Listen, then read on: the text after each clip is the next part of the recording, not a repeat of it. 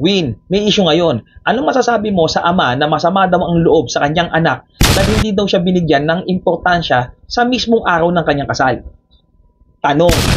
Tanong muna tayo. Nung lumalaki ba yung mga anak niya, magkasama sila? Pangalawa, nung bata pa ba yung mga anak niya ay nabigyan niya ng pagmamahal at tamang gabay na dapat matanggap ng isang anak sa isang ama? Kung oo, napakasakit at napakakamalaking kabasusan para sa isang magulang ang itrato ng ganon mismo sa araw ng kanilang kasal, lalo na sa harap ng maraming tao.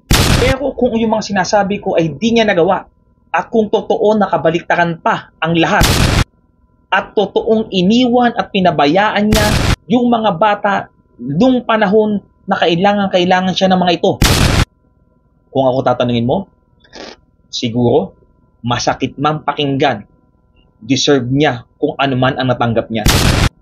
Yun ay sa akin lang. Sorry. Kung tama ako, kalabitin mo lang ako.